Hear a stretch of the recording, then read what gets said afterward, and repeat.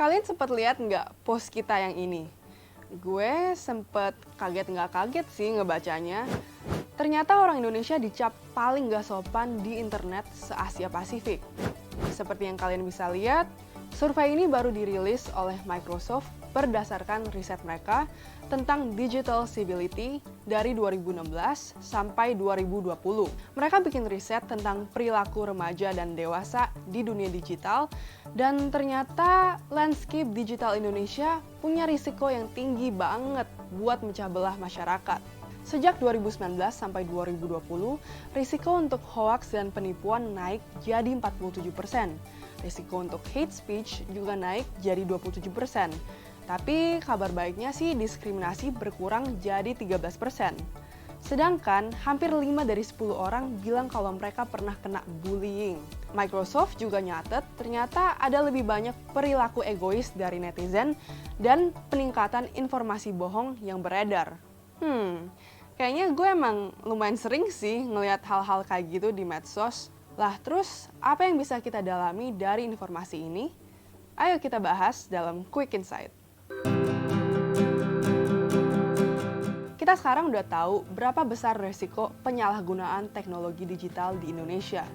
Sekarang coba kita lihat alasannya. Menurut peneliti media sosial Groshek dan Cutino pada 2016, konten berbasis web memang cenderung lebih nggak sopan.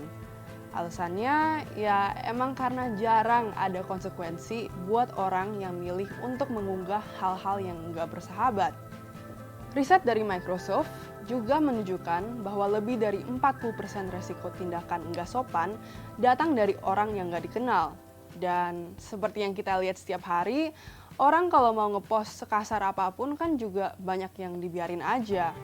Apalagi orang bisa bikin akun anonymous, jadi identitas aslinya nggak bakal ketahuan.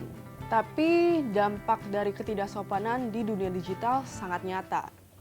Pada 2019, seorang remaja 17 tahun di Malaysia bunuh diri setelah dia bikin Instagram poll. Dia membuat polling dengan pertanyaan, sangat penting, bantu saya milih mati atau hidup. 69 responden memilih mati, lalu ia bunuh diri. Kasus ini nunjukin gimana satu hal yang kita lakuin di internet, walaupun rasanya gampang untuk dilakukan, punya dampak yang nyata atas kehidupan orang lain. Jangan sampai ketika kita lihat kasus bunuh diri, baru kita sadar untuk lebih beretika di internet. Riset pada 2018 dari peneliti Antoci, Bonelli, Pagliari, dan lain-lain juga menemukan bahwa masalah ketidaksopanan di dunia digital penting untuk diperhatikan. Bukan hanya karena bisa memancing tanggapan emosional, tapi juga punya konsekuensi sosial, ekonomi, dan politik. Tanpa kesopanan di dunia digital, kepercayaan antar masyarakat akan turun, alhasil partisipasi sosial, ekonomi, dan politik yang sehat juga akan berkurang. Nah, kalau budaya digital kita nggak bersahabat, bagaimana kita bisa percaya, peduli, atau respect dengan satu sama lain?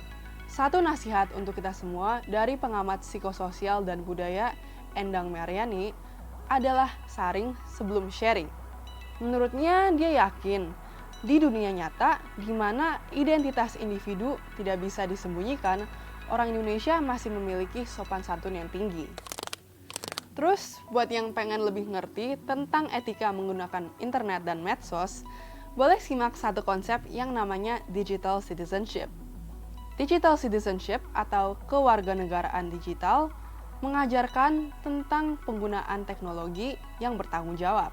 Ada beberapa elemen penting dari pengajaran kewarganegaraan digital, yaitu empati, cara kerja internet, pengertian data pengguna, literasi digital, pengertian tentang kesenjangan digital, kesehatan digital, dan juga keamanan perangkat digital. Memahami unsur-unsur ini akan meningkatkan kesadaran dan kesopanan siapa aja yang pakai perangkat digital. Kita perlu banget budaya digital yang sehat buat saling membangun dan bukan buat menjatuhin satu sama lain dengan cara yang nggak sopan. Jadi penemuan dari riset Microsoft ini nggak usah dianggap negatif, tapi kita gunakan biar kita bisa introspeksi diri masing-masing. Lalu menurut kalian, gimana caranya meningkatkan budaya kesopanan sebagai warga digital? Tulis komentarmu di bawah. Minggu lalu, Quick Insight kan ngomongin banjir serta peran pemerintah daerah. Nah, banyak yang komen nih. Menarik sih, gue bacain ya. Ada Gojek, bukan Gojek ya, dari Facebook komentar, apakah mau menyalahkan airnya atau gubernurnya? Keduanya nggak masuk akal. Tapi kenapa berjanji akan bisa mengatasi, tapi tidak dilakukan? Terus ada Rufi yang pengen tahu gubernur DKI yang mana yang pernah bisa mengatasi banjir. Lalu menurut Jeffrey Diskan DM di Instagram, kesalahan Anies tidak berbuat apa-apa untuk mengatasi banjir. Jadi make sure untuk tulis komentar kalian di bawah ya, biar kita bisa pilih buat minggu depan. Sampai jumpa!